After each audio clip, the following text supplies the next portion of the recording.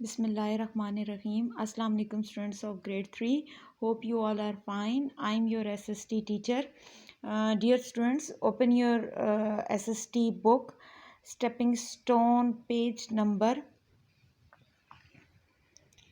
42. Students, today we are going to start our new chapter. Students, आज हम अपना new chapter start करेंगे. इसका नेम है natural, human and capital resources. Natural mean कुदरती, यानी जो अल्लाह ताला ने बनाए हैं, नेचर में वो चीज़ें मौजूद हैं. ह्यूमंस मीन्स इंसानी, या मतलब स्टेप बाय स्टेप आगे आपको उनकी डेफिनेशन पता चलेगी. और कैपिटल मींस मैन मेड, ठीक है. और रिसोर्सेज क्या होते हैं? रिसोर्सेज मीन ज़रिया. क्लियर? अब इसमें पहला जो है, व्हाट विल स्टूडेंट्स लर्न के इस चैप्टर में आपको क्या पता चलेगा?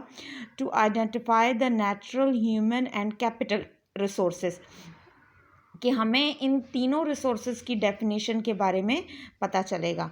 So let's start reading.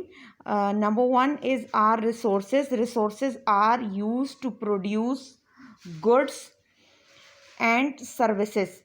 के resources are material use to produce goods and services.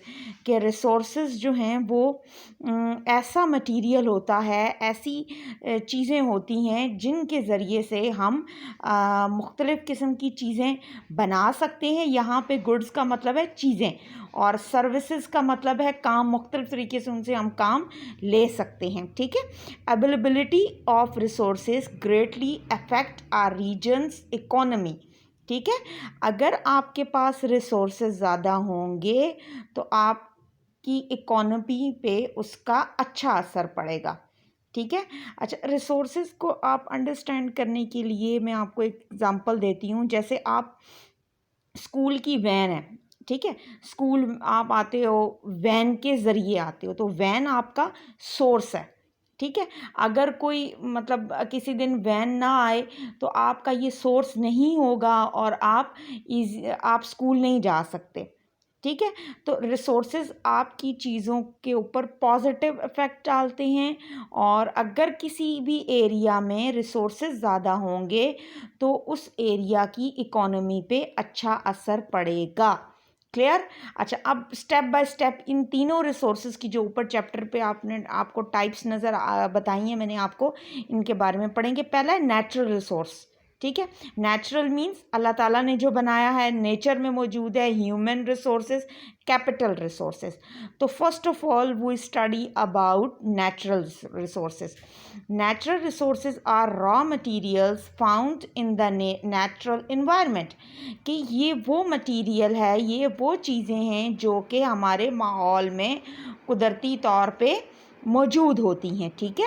Water, अब कौन कौन सी चीज़ें हैं जो इंसान ने नहीं बनाई, अल्लाह ताला ने बनाई हैं. आपके माहौल में वो चीज़ें मौजूद हैं. वाटर, ठीक है. नेचुरली आपके पास है एयर, हवा, दरख्त हैं. हम खुद भी करते हैं, लेकिन उनको लगाते ज़रूर हैं, लेकिन ग्रो आप नेचर करती है, ठीक है. मिनरल्स, मादनियात जो ज़मीन के नीचे हमें मिलती हैं. Soil, land forms and animals. ये कुछ उसने रिसोर्सेज आपको बताए हैं, नेचुरल रिसोर्सेज उसने बताए हैं.